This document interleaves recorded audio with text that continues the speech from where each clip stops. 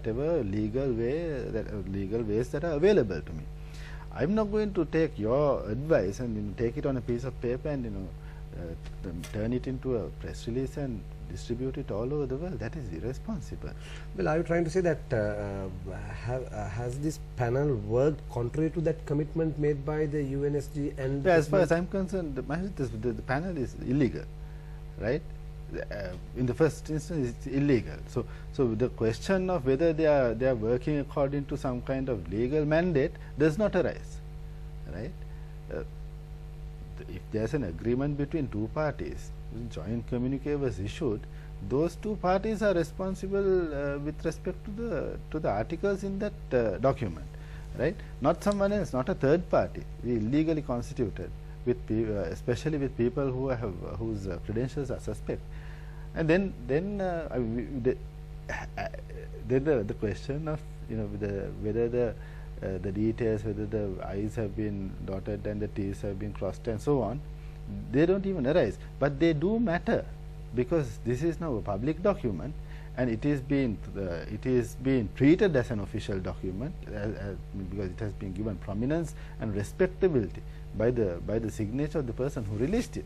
So since we are a member of the United Nations and since we are a member of the community of nations, we can't just pretend that it does not exist. But we can definitely say this is illegal. We can point that fact. What one says, Malinda, that there isn't any legal impact on this document. There is. See, what is legal and what is real don't always coincide, right? So it might be illegal, but practically in the way that real politics takes place, it can have relevance, because this can be submitted to, for example, to the Human Rights Commission. As I said, these are very serious allegations that have been made, right? And therefore, this requires an investigation. Now, the Human Rights Council, if it exercises its, people in that council, if they exercise their intelligence, they will immediately see the contradictions. They will immediately see the malintent. They will immediately question the credentials of the authors and ask about the reliability of the sources. And they will.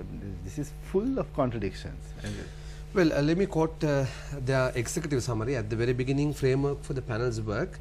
They themselves admit that the panel's mandate, however, does not extend to fact-finding or investigation. The panel analyzed information from a variety of sources in order to characterize the extent of the allegations, assess which of the allegations are credible based on the information at hand, and apprise them legally. So they themselves admit that their mission was not to fact-finding or investigation, and they based this report on the sources available to them. So these available sources could be one's choice or what is actually available.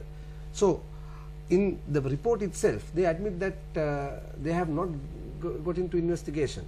Right. Now, no one stopped these people from the Human Rights Council, Human Rights Watch, Amnesty International, all these other people who have been saying the same things. They were asked to come and attend the LLRC sittings, which they did not. So that access was there. They could have done, but although they have quoted some of the reports that have come from the LLRC, and I mean the statements issued to the representations made, which is on the website. So those have been quoted, but see, the wording indicates that the most important word in the entire thing is allegation. Allegation is chodana. I mean, I can call you a murderer. I can say I'm accusing you of murder. That does not make you a murderer. I have to prove that you are a murderer. It is a serious allegation when I say you are a murderer instead of saying you are a pickpocket, right? But the serious nature of the allegation, the worth of that whole statement is based on a word. I mean that does not. I can say murderer. That does not make even if you have just picked someone's pocket, I can call you a murderer. That's a serious allegation. That does not warrant investigation, because my allegation and my integrity, if they are questioned, then what is the worth of that allegation? Now, in this instance, as I said, allegation is the key word in this entire document, and it has been set up in such a way that it facilitates selective consideration of information. So you can select. You can say, well, I'm going to listen to these people, and they seem to be respectable people. You know, they call themselves civil society, for example, representatives of civil society, self-appointed, but you know, they wear ties, they speak very good English, they speak with an Oxbridge accent, some of them. They have degrees and, you know, PhDs from, you know, various big schools. So they are reliable all of a sudden, right? Maybe these people are actually genuine. They think that these people are trustworthy. But the most important thing in terms of any kind of legal process is the credibility of the source. Well, Malinda, when we talk about the allegations, there's another stark contrast in how the panel has described the allegations or the crimes or the violations by the government of Sri Lanka and the allegations by the LTT. I, for one, realize that they say potential serious violations committed by the government of Sri Lanka, while they refer to the crimes by the LTT as credible allegations against the LTT.